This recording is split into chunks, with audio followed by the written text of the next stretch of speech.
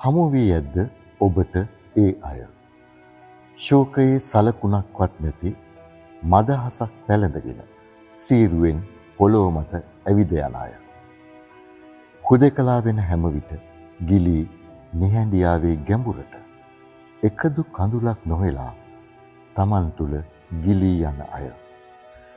කිසිදාක කිසිවෙකුට නොකියන ඉරි ඉරි හදපතුරු ගැලවෙන මැරි මැරි ඉපදෙන යලිදු මිය යන කාලයේ බරැති නියපසුරු ඉවසන හද ගැඹුර උපදින වේදනා රළපතර දෙයස් ඉවුරට එනු නොදී වලකන ඇස් අහිමි අඳුරතුර කැලතෙන හිස් නිහඬ ගොළු මුහුද පතුලතම සැඟවුණ සීතලම රෑ නියතබින් ඉසියුම්ම පෑරෙන දුඹුළු වැකි හුස්මකින් හෙලාගත නොහි විලාපයයි නම් වුණ දරණු බැරි තැන පවා වැරෙන් ඉසිලූ සොව ප්‍රේමයම පුදදිදී විඳ දරාගත් අය.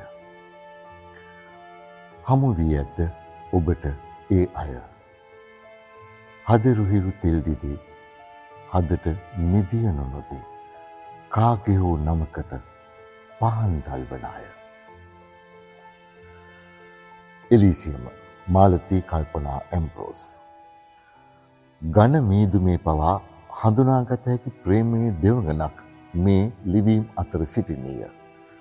මීදුම පහව ගිය සැනින් ඈ සතුව සිහින් මුවහත් පිහිටුඩක් ඇති බැව් දැකගත හැකිය. උපුල් ශාන්ත සන්නස්කල.